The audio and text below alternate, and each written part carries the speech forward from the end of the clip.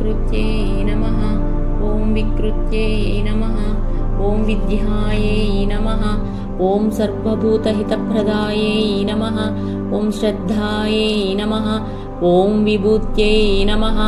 ॐ सुरभ्यै नमः ॐ परमात्मिकायै नमः ॐ वाचे नमः ॐ पद्मालयायै नमः ॐ पद्मायै नमः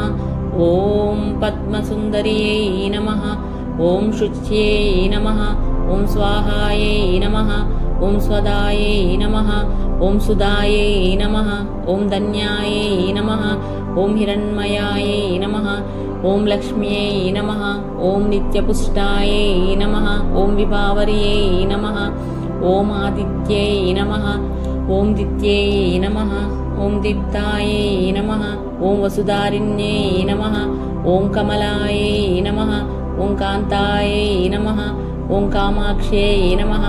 ॐ क्रोधसमुद्भवायै नमः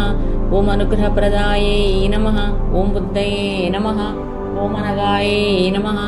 ॐ हरिवल्लभायै नमः ॐ अशोकायै नमः ॐ अमृतायै नमः ॐ दीप्तायै नमः ॐ लोकशोकविनाशिन्यै नमः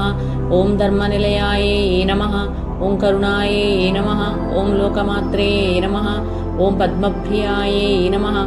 ॐ पद्महस्तायै नमः ॐ पद्माक्ष्यै नमः ॐ पद्मसुन्दर्यै नमः ॐ पद्मोद्भवायै नमः ॐ पद्ममुख्यै नमः ॐ पद्मनाभप्रियायै नमः ॐ रमायै नमः ॐ पद्ममालाधरायै नमः ॐ देव्यै नमः ॐ पद्मिन्यै नमः ॐ पद्मगन्धिन्यै नमः ॐ पुण्यगन्धायै नमः ॐ सुप्रसन्नायै नमः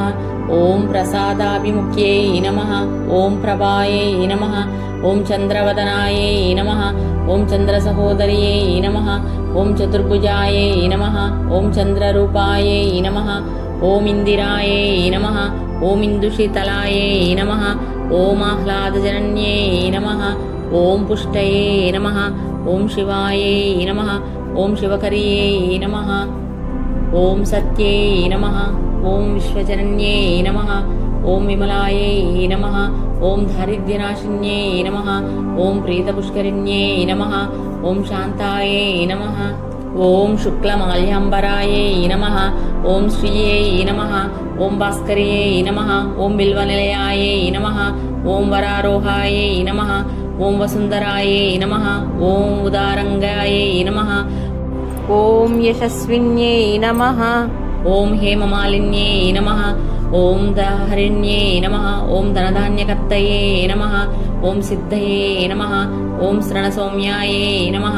ॐ रूपवेश्मगतानन्दायै नमः ॐ वरलक्ष्म्यै नमः ॐ वसुप्रदायै नमः